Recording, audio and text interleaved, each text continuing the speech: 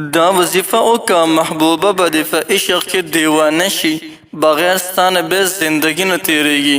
که دشمن دې وي هغه به هم د ستا خوږ دوست جوړ شي. بسم الله الرحمن الرحیم. السلام علیکم ورحمت الله وبرکاته. زما رونو او خویندو، که یو کس تاسو په خپل محبت کې گرفتارول غواړئ او په خپل محبت کې یې اخته کول غواړئ، نن د یا ذل جلال والاکرام د دې وظیفه راونیسئ. هغه چې کم کس تاسو په خپل محبت کې دیوانه کول غواړئ، یې په خپل محبت او په خپل عشق کې گرفتارول غواړئ، که د ستا دشمن هم وي هغه دشمن به هم د ستا دوست شي، د ستا دیوانه به جوړ شي، په تا باندې به خپل ځان لوګی کړي. یا ذل جلال والاکرام دا د الله جل جلاله نومونه دي چې په دې نومونو کې الله جل جلاله په دې نوم مبارک کې الله جل جلاله یو ډېر لوی پاور ایښودی دی.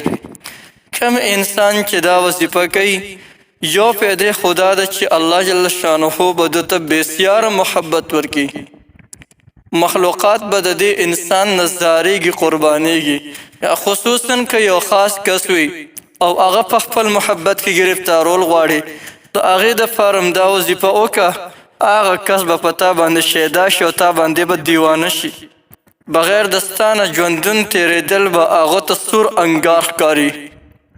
محترمو، یا ذل جلال والاکرام د دې وظیفې یوه فایده دا هم ده، که یو انسان تنګ دسته وي او دا وظیفه شروع وکړي، نو الله رب العالمین به زر تر زر مالدار کی.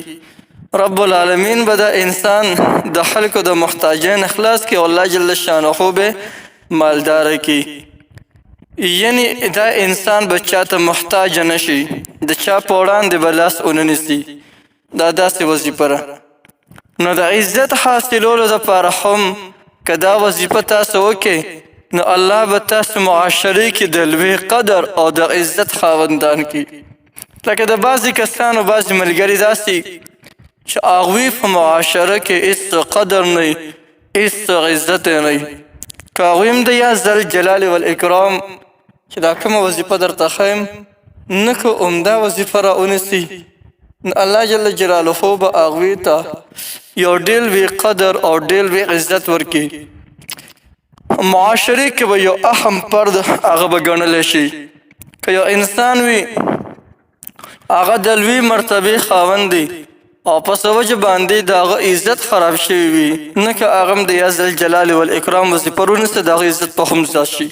لیکن بالخصوص د محبت د حصول دپاره چې ته وایې چې د هغه پلانکي انسان دې زما په محبت کې گرفتار شي، د هغې دپاره چې دا وظیفه تاسو راونیسئ، نو د دې به داسې نااشنا فواید سیکئ، داسې عجیبه فواید به سیکئ چې خپله ورته حیران پاتې شي. هغه دشمنان چې د ستا په قتل او ستا د سر دشمنان دي، هغه به هم د ستا دیوانه جوړ شي، په تا باندې به زړونه بیلي. بل د دې وظیفې کوونکي انسان ته چې څوک ګوري قدرتي به د هغه سره مینه پیدا کېږي. دا داسې پاورفل او زبردسته وظیفه ده. نو راځئ د دې وظیفې کولو طریقه درته ښیم.